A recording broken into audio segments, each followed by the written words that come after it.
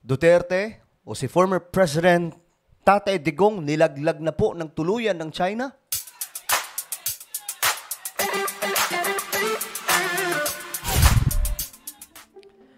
Nako, mga sangkay, eto na nga. Nagsalita na po yung China. At mukhang nilaglag na po si dating Pangulong Duterte. At dito mga sangkay, mukhang maiipit po dito si Tatay Digong.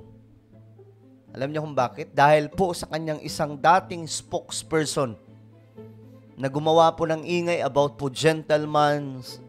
sa gentleman's agreement ni PRRD at ang China. At ngayon mga sangkay, naiipit na po si Duterte dahil dito mismong China na po mga sangkay. Mukhang nilaglag si Tatay Digong. By the way, bago tayo magsimula, paki-subscribe po muna yung ating YouTube channel. Dito nakakatawa mga sangkay kasi 1.19 million subscribers na po tayo. Manadagdagan na po tayo dito ng another 200,000 na mga subscribers dito sa YouTube. So, road to 2 million subscribers po tayo mga sangkay. So, ngayon, ang gawin nyo lamang, kung hindi ka pa po nakakapag-subscribe, may makikita po kayo sa baba na subscribe button. Pindutin nyo lamang po yan, tapos i-click nyo yung bell, at i-click nyo po yung all. Okay? Sa mga nanonood naman po sa Facebook, syempre, kailangan naman magpalugi kayo. I-follow nyo rin po yung ating Facebook page. Ngayon, ito po yung balita mga sangkay. Ayon po dito, China, iginiit na nagkaroon ng kasunduan sa Duterte administration kaugnay sa Ayungin Shoal. So, ipinagdiinan. So, tinatanggi kasi ito mga sangkay. No? Tayo naman dito sa ating channel, wala po tayong pakialam sa mga problema ng mga taong to. Kasi nagdi-discuss po tayo dito ng neutral lamang. No? Ngayon, ewan ko lang, ano ang magiging dito? Mga sangkay, magiging ganap, masakit sa ulo to kasi nag-umpisa kasi to mga sangkay sa itong spokesperson ng dating Pangulo na masyado po kung mag-discuss ng feeling sobrang talino. Ayun, ang nangyari tuloy, si Tatay Digong yung naiipit ngayon. Ngayon, ito po yung balita. Tingnan mo natin. Piningit ng China ang pagkakaroon ng gentleman's agreement ng Beijing at administrasyon ni dating Pangulong Rodrigo Duterte. Naku, ayun na nga po. China mismo nagsabi Kaugnay ng West Philippine Sea o South China Sea. Batay kay Chinese Foreign Ministry spokesperson Mao Ning, tumindi ang tensyon sa West Philippine Sea, partikular na sa Ayungin Shoal na tinatawag nitong Renai Jiao dahil sa anyay pagtanggi ng Pilipinas na alisin ang nakasadsad na BRP Sierra Madre. Eto na. Gayon din ang pagtanggi ng kasalukuyang gobyerno sa pagkakaroon ng gentleman's agreement sa pagitan ng Beijing at Duterte administration. Ayun na nga. Ang sakit sa ulo na ito ngayon, mga sangkay. Problema to, actually mga sangkay, problema to sa kabila ngayon. No? Sa kabilang kampo, yung Duterte camp. Dahil dito, parang ang nangyari tuloy mga sangay na, if you remember, di ba, kay dating Pangulong Aquino, may mga naging agreement daw, kaya nakapasok biglaan yung China dyan sa ating teritoryo, mga sangkay. Ganun po ang nangyari. Ngayon, same situation, panahon ni Duterte, nagkaroon daw po ng gentleman's agreement. At ito, basahin po natin, mga sangkay, abandon the current administration's understandings with China and keeps making provocation.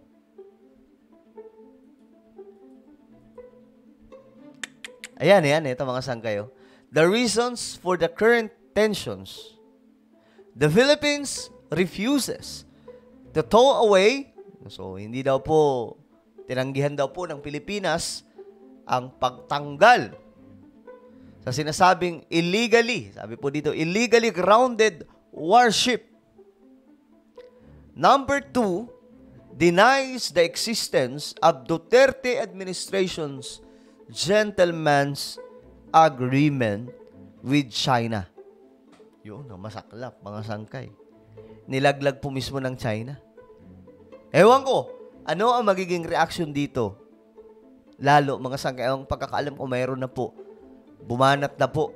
Kaya nga lang, malabo pa rin po yung reaction dito. Kailangan po dito ng matinding paliwanagan, mga Ang sangkay. nakasadsad na BRP Sierra Madre. Gayon din ang pagtanggi ng kasalukuyang gobyerno sa pagkakaroon ng gentleman's agreement sa pagitan ng Beijing at Duterte administration. Inabando na rin umano ng Pilipinas ang kasalukuyang pagkakaunawaan ng China at Pilipinas sa issue ng Ayungin Shoal at nagpadala ng construction materials sa BRP Sierra Madre. Itinatanggi ng Malacanang ang pagkakaroon ng pangako ng Pilipinas sa China na aalisin ang barko.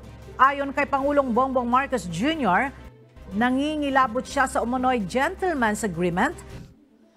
Patay tayo dyan. Inikilabutan daw po yung presidente ng Pilipinas, si Bongbong. Dahil po dito sa gentleman's agreement. Problema talaga ito, mga sangkay. Alam niyo kung hindi po dumaldal yung isa sa mga dating opisyal ni Tatay Digong, hindi po aabot sa ganito na magkakabistuhan. Na pinasok ni dating Pangulong Duterte sa China kaugnay ng BRP Sierra Madre sa Ayungin Shoal. Nako, mga sangkay, ayun na nga. Eto, mayroon po ditong si Bongbong Marcos. Sabi po dito, President Marcos kay dating President Duterte, anong kinompromiso mo sa gentleman's agreement?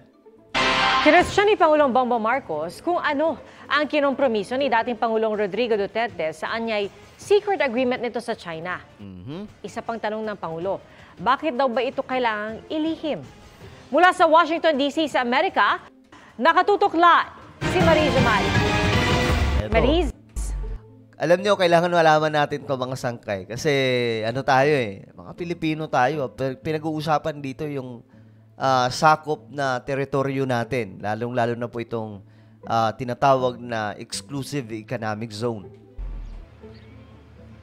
Pia, pasado alas 5:30 na ng madaling araw ngayon dito sa Washington, D.C. At matagumpay ngang nagtapos ang makasaysayang Trilateral Leaders Summit na dinaluhan ni Pangulong Bongbong Marcos, U.S. President Joe Biden at Japanese Prime Minister Kishida Fumio.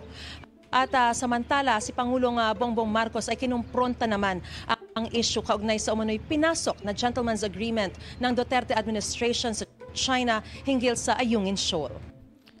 Okay, baka magtaka kayo bakit may mga ganitong klaseng reporter na kasama mismo doon sa Amerika. Every time kasi na may lakad si Bongbong, nagsasama po talaga siya ng reporter. Ayan, itong mga giant media sa ating bansa, sila po yung kasama dyan.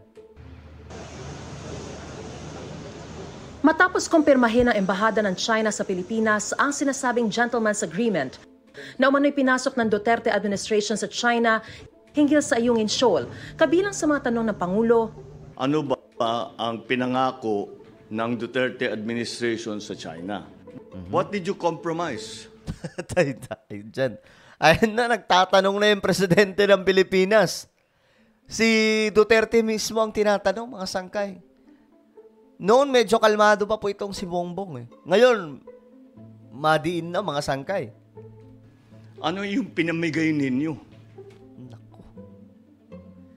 GG na to, mga sangkay. Laglagan na. Ngayon, ito, pag-usapan mo natin yan sa susunod dating topic. Pero ito nga po, mga sangkay.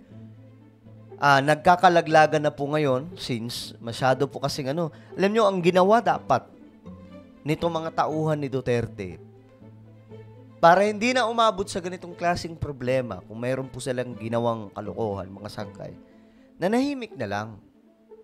Kasi, sa totoo lang, kaalyado po yan nila Magkakampi po yan sila. Kaya nga lang, mga sangkay, nung time na parang hindi pumapabor yung mga desisyon ng administrasyon sa mga trip ng kampo ni Duterte, nagnangak po sila. Bumabanat po sila.